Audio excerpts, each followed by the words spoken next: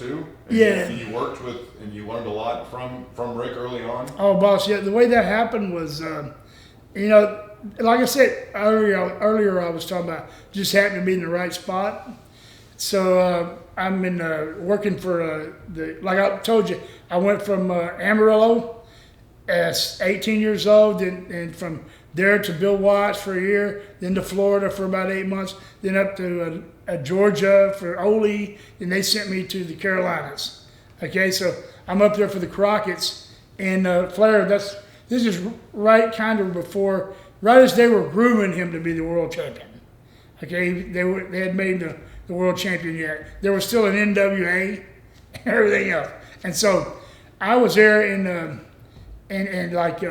there must have been, hell, there had to be 10 young guys like me in there trying to get a break, trying to do, and so Flair, what happened to Flair was he lost his driver's license, okay, from speeding tickets. And he had a brand new Lincoln, he had a brand new Cadillac, but he couldn't drive them.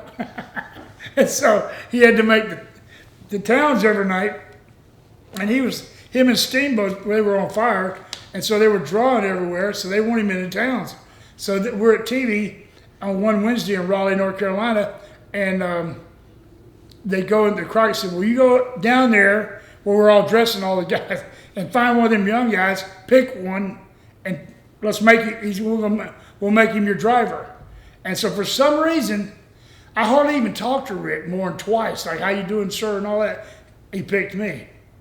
I still don't know why. And so I never asked him, but then I said, okay, and that was a blessing, because think about it, everywhere I went to was sold out. So I made more money, okay?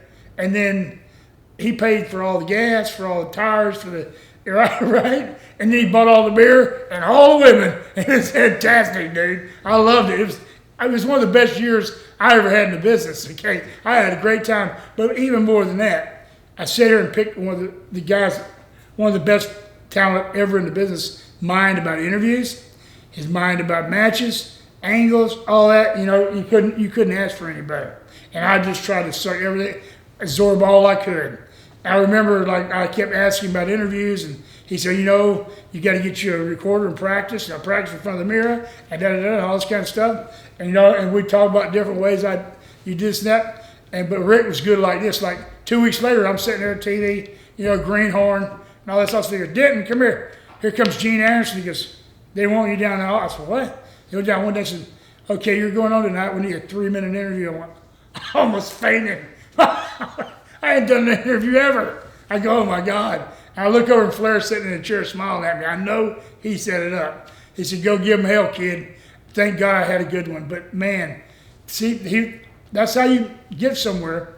But it was because of Ric. But that was one hell of a year. I learned so much.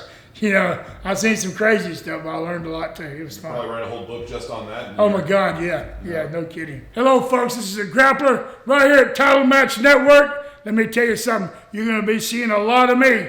And you know what? We're going to bring all kinds of stories to you. But if you got any questions, subscribe here. We'll bring you the answers and tell you every story you want to hear. And believe me, when I get through telling you, you will say the greatest story ever told on Title Match Network is from the Grappler. Beat that if you can.